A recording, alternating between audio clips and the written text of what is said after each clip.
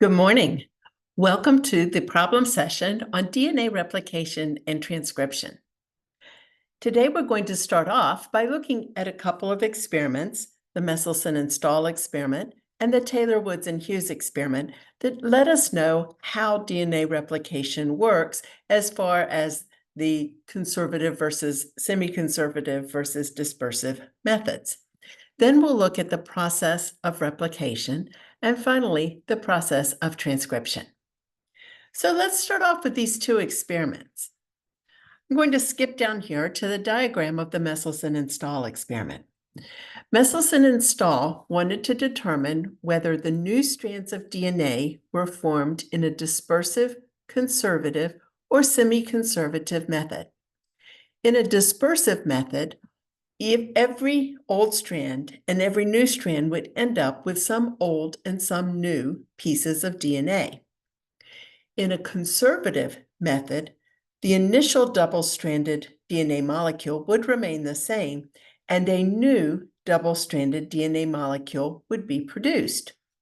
In the semi-conservative method, the initial double-stranded molecule would separate so that each of the new molecules contained one old and one new strands. They used N15, which is heavy nitrogen, to label the DNA. They started off by growing E. coli in N15 media and keeping it in that N15 media for a long enough period of time that they felt they had labeled all of the DNA sufficiently. And they tested it with density centrifugation and noticed that all of the DNA was in that heavy N15 type. And you can see that there's one band down here near the bottom of the centrifuge tube indicating a heavy molecule. They then transferred the bacteria to N14 containing media. N14 is the normal nitrogen, and it would be lighter than N15. They then allowed it to replicate one time. It's about 20 minutes in E. coli lingo.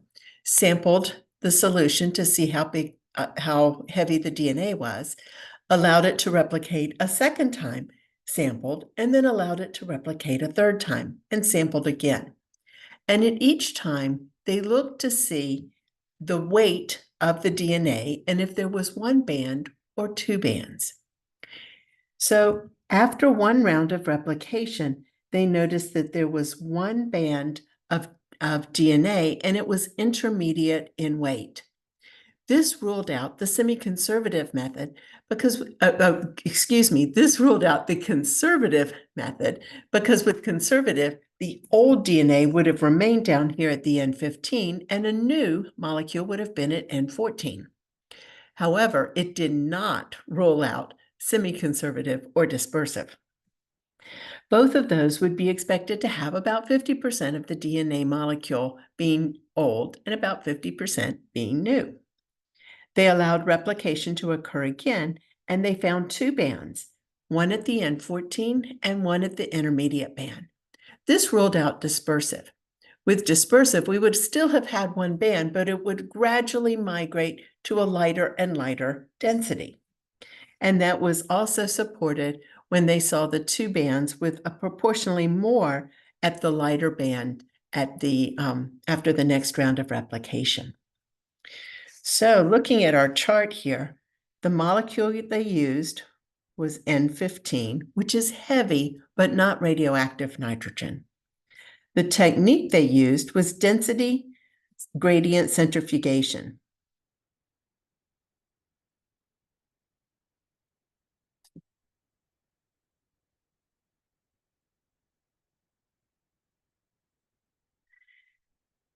Observation prior to replication was one heavy band right there.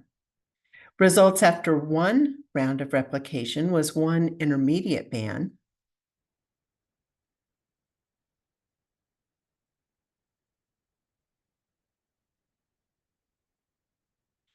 And then results after two rounds of replication were two bands, one intermediate and one light.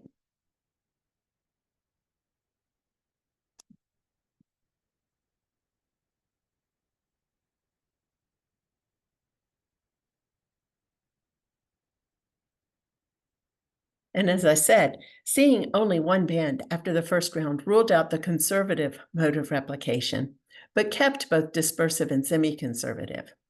And then seeing the two bands after 2 rounds of replication ruled out dispersive, leaving semi-conservative as the hypothesized mode of replication. Taylor, Woods, and Hughes took a different approach. They used the radioactive element tritium, and they did a pulse chase experiment. So a pulse chase experiment is exposing the solution to the radioactive element just for a brief period of time, the pulse, and then they chase it with the normal element. They use the technique of autoradiography to see what parts of the metaphase chromosomes were labeled with the radioactive tritium. Autoradiography.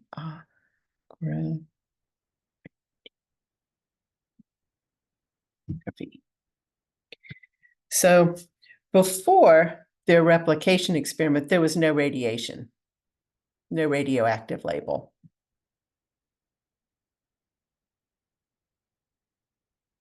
And here's their experiment here. They started off, they had chromosomes. They allowed replication to occur with the tritium present. So this is H3 tritium.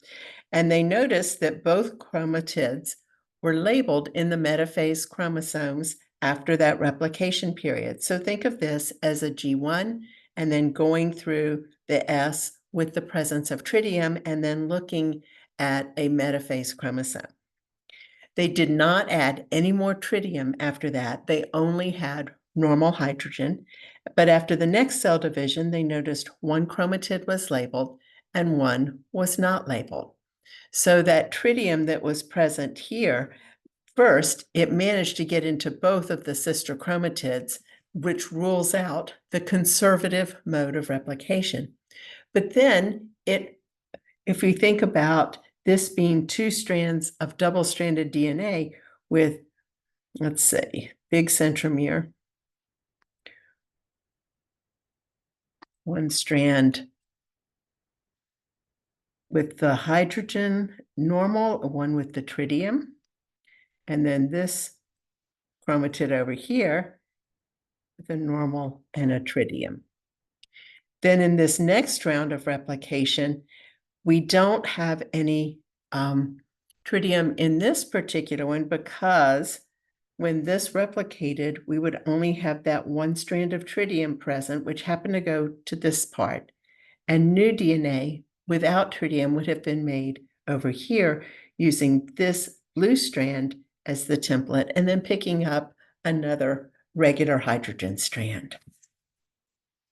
So after one round of replication, both sister chromatids were labeled.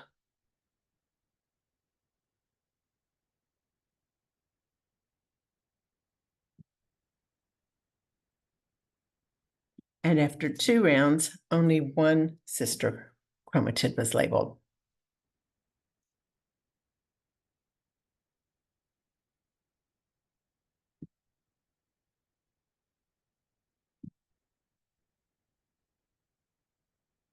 So hopefully that kind of clarifies those experiments. I encourage you to look at the exercises in the lecture as well.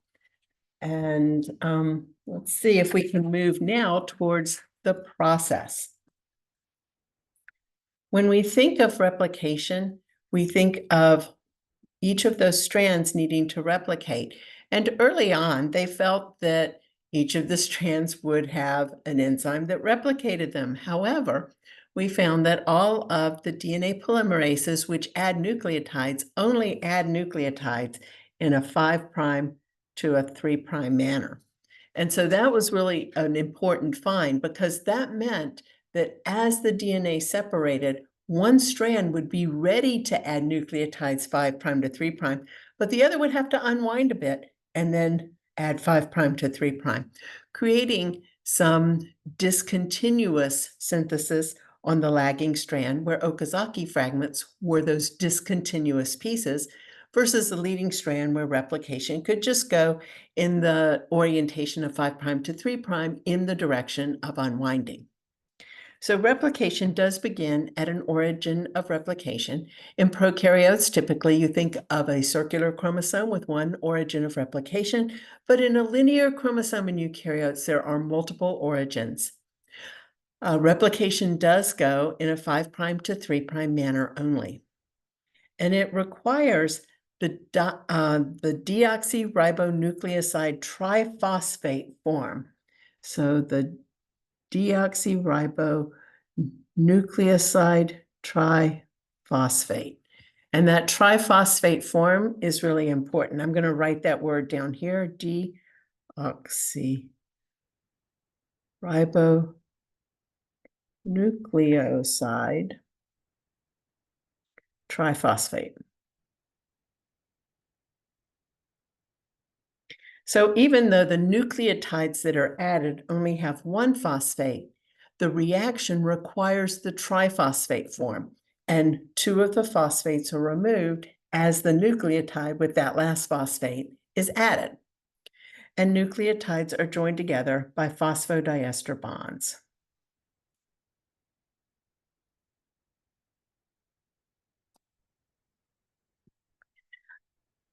Now, this problem set is meant to be a supplement to the lecture, so I highly, highly encourage you to view the lecture and to carefully look at the nested videos that are within that lecture, because they will walk you through these processes in a lot more detail.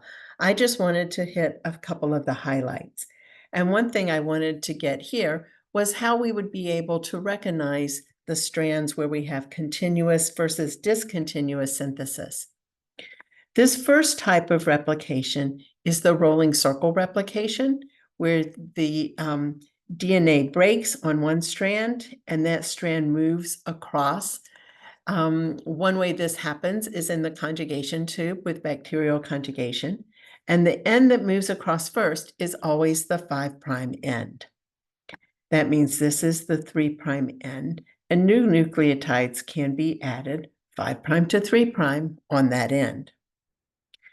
On this end, though, we have to unwind it a bit because this will be to be complementary to our 5' end. That has to be the 3' end, and this the 5' end. So a bit has to unwind before we can make DNA in that 5' to 3' manner. It'll unwind some more, and another fragment would be made as well. So when we think of the place where Okazaki fragments would be found, it would be right here. Now on this one, this is a replication bubble in a linear chromosome, and it would be similar to the theta replication if you just think about these strands going around and attaching in a big circle. So a replication bubble. Somewhere here, we have to have a 5' and a 3' labeled in order to get our orientation straight. And here the 5' end was labeled on this strand. Remember, our DNA strands are anti-parallel to each other. So this would be a 3' end, 5' and 3' for those initial strands. These O's here indicate the origin of replication. Replication is starting here and it's going bidirectionally from that origin of replication. When this happens, the leading strands are always diagonally opposite each other and the lagging strands are always diagonally opposite each other. So let's see what the ends are for these new little pieces that are being made. Ultimately, this piece will have to pair up with that 5' end. So this is a 3' end, meaning that's the 5' end of that little piece right there. Ultimately, this piece has to pair up with that 3' end. So this is the 5' end and the 3'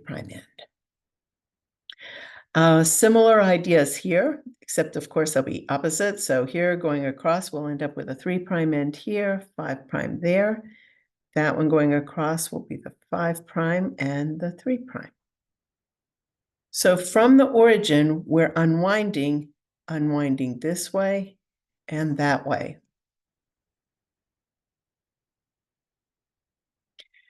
From the origin, this can make DNA 5' to 3'. And from the origin here, this can make DNA 5' to 3'. So our areas where we would find the Okazaki fragments are these two that I'm circling, where this would have to unwind a bit before we could get a 5' to 3'. And this has to unwind a bit before we can get 5' to 3' synthesis. Again, the videos on the bidirectional replication and the leading and lagging strands are really good because they can step this through in video format. The lecture talked about several enzymes and proteins that were needed for DNA replication, and I've drawn out a replication fork here, and the idea is to label some of these enzymes. Now, for the exam, of course, you need to be able to put enzymes on positions on the replication fork, and you'll also have experience doing that with your homework, but you also need to know the functions of each of these enzymes. So let's look at this one.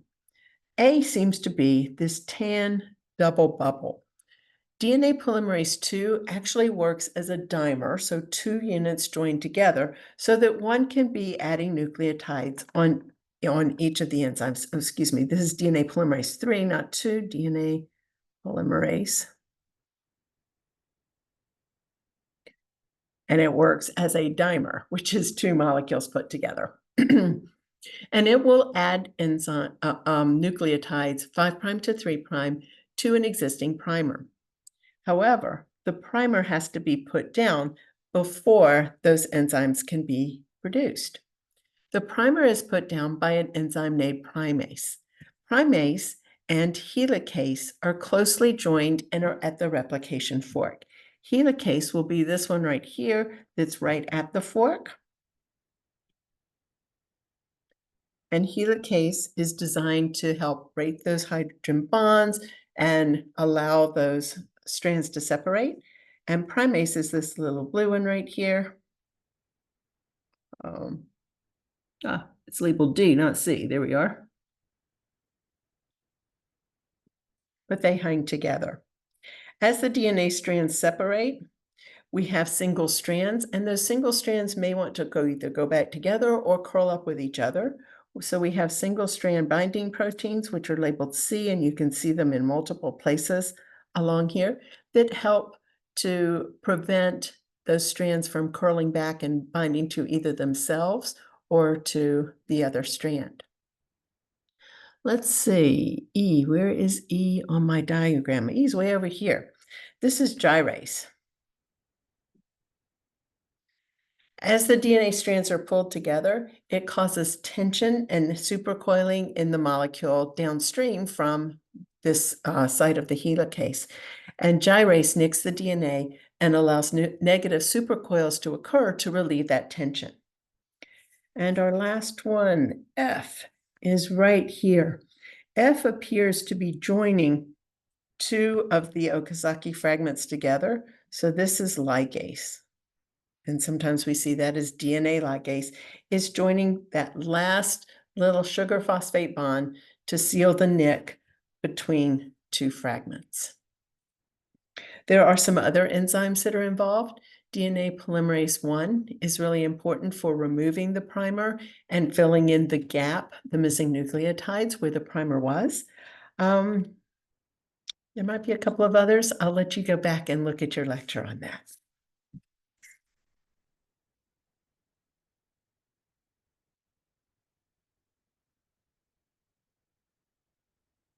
So now that we have an introduction to some of the replication process, let's do a couple of problems involving this. So a DNA molecule has the sequence below. It's allowed to replicate in a solution containing all four of the unlabeled deoxyribonucleoside triphosphates and deoxyadenosine triphosphate that's labeled with P32.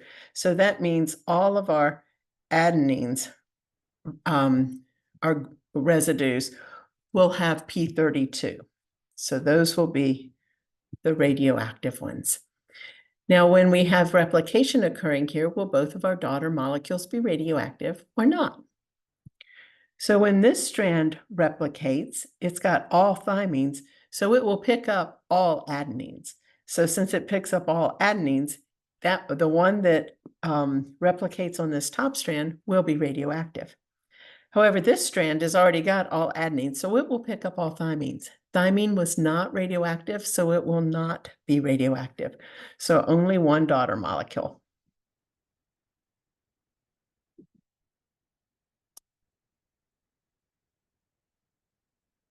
will be radioactive.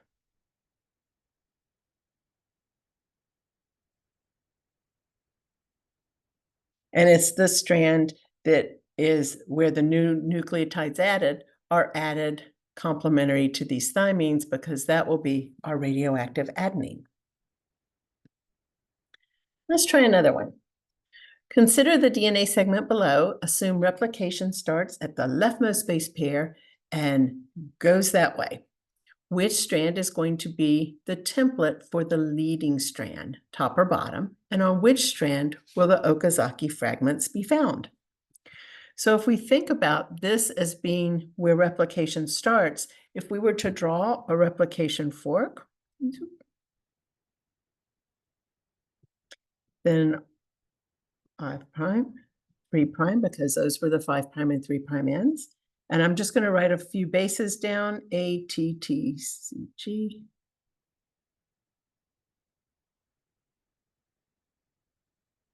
And then it's T, A, A, G, C, T. Okay. So when new DNA is made here, the new stuff, in order to be 5 prime to 3 prime, we have to be able to go 5 prime to 3 prime this way. So that means our bottom strand will be the leading strand, meaning our Okazaki fragments will be found on the top. I encourage you to practice the problems that are in the supplemental problems, and also to look at your homework problems on this, because that will give you some additional practice. Now let's move to transcription. Transcription is simply the process of producing RNA from DNA. And RNA is also made in this 5 prime to 3 prime manner. And that's easy to remember. We're going to cause replication to occur 5 prime to 3 prime. Transcription occurs 5 prime to 3 prime. And later, when we talk about translation or the reading the messenger RNA to make the protein, we will read our messenger RNA from 5 prime to 3 prime. So when the RNA is produced, it's always going to be anti-parallel and complementary to the template strand of DNA.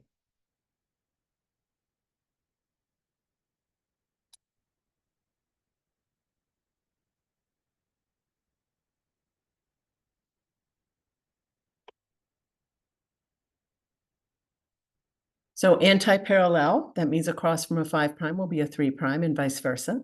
Complementary, across from a guanine will be a cytosine and vice versa. Across from an adenine, will be a uracil in RNA, because RNA has uracil instead of thymine. And across from a thymine in the DNA template strand will be an adenine. So I did want to briefly look at the gene architecture between prokaryotes and eukaryotes, just to show you a little bit of the differences. And you'll see the same picture with a more lengthy explanation in your lectures. In prokaryotes, we typically have, since there's no nucleus, transcription and translation going on at the same time. And we have what's called polycistronic messenger RNA, which means one chunk of messenger RNA often has many start and stops to code for various different proteins. So we think of it as being polycistronic, many genes. And typically we do not expect introns or intervening sequences, which would be sequences of the RNA that are removed to make a final RNA.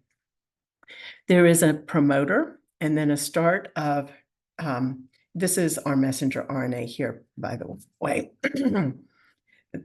This is our DNA. Here is our messenger RNA. There's a promoter, which allows the start of transcription to occur. There's a terminator, which causes the stop of transcription. And within that, you can expect multiple coding regions, so multiple start and stop codons for the different genes, which means when our messenger RNA is formed, it has those start and stop codons so that when it's translated, it can make multiple proteins. Eukaryotes tend to be monocistronic, one gene. They also tend to have intervening sequences or introns.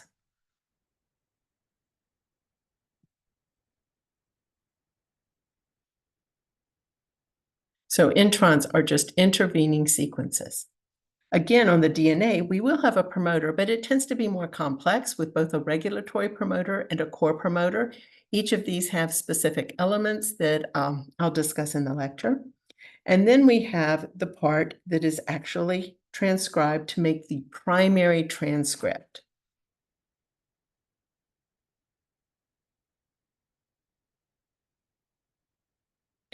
Now, transcription occurs in the nucleus, translation occurs in the cytoplasm. So they're not going on at the same time in a eukaryote, which is a difference between prokaryotes and eukaryotes. So when we get our primary transcript, it has to be processed correctly in order to make it out to the cytoplasm where it can be translated.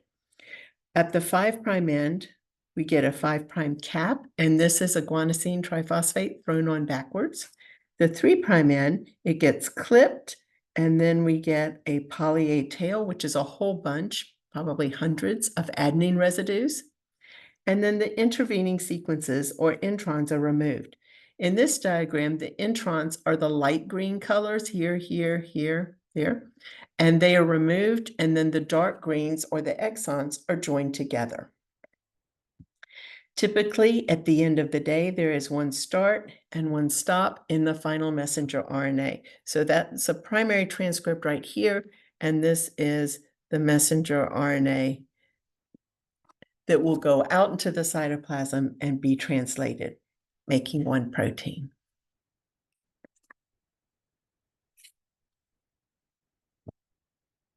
Let's see. We're not going to actually make proteins today. We are going to talk just briefly about the process, though, of transcription. So here's one problem. The following segment is transcribed from right to left. Draw out the transcription bubble and indicate which strand will serve as a template for transcription. What is the sequence of the RNA that corresponds to the given bases in the DNA? Label the diagram to show the DNA sequence and the transcribed sequence on the messenger RNA. Okay, so what we've got here is we need to make a transcription bubble. So we know we're going to have to make our DNA come apart. So this is our DNA. And it's going to come apart. And I'm just going to put, oops, ends ought to line up, shouldn't they? Let's see, the top end, we had a 5', bottom 3'. And I'm going to go ahead and write this sequence in AATCG. And down here it would be TTAGC. Okay. Now, if transcription, let's see, is being transcribed from right to left, so from this end to that end. Well, that's actually convenient since this is the 3' end here. This must be the template strand.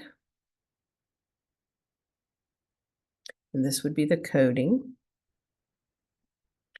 And I'm going to do this in a different color for the messenger RNA. I'll put that in red.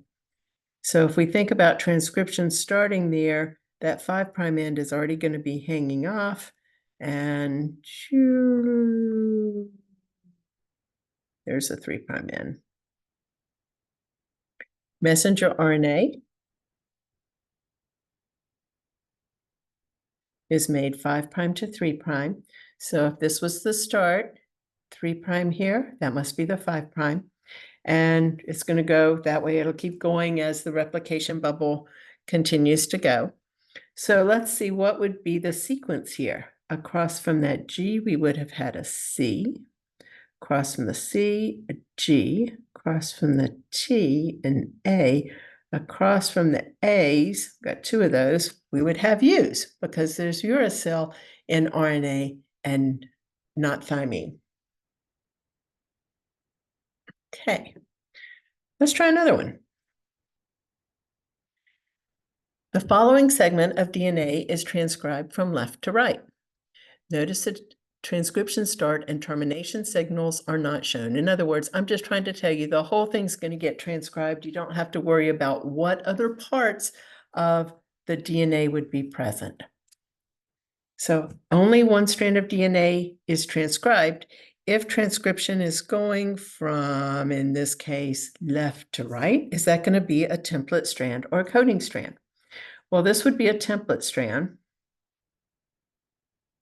because remember, messenger RNA is made from 5' to 3'. So if it's going left to right, the messenger RNA would start off with a 5' right here and go across to the 3'. And what is the sequence of the first 10 nucleotides that will be on this sequence? So across from G, we would have C. Then we have two G's, a C, 1, 2, 3 G's, an A, and a U. If I got the right 10 yet, 1, 2, 3, 4, 5, 6, 7, 8, 9, and then a G. So let me see if I can write that a little neater. C, G, G, C, G, G, G, A, U, G. Okay. Well, that's it for today. I hope that's been helpful, and I hope you have a wonderful day. Please let me know if you have any questions. Thank you for your attention.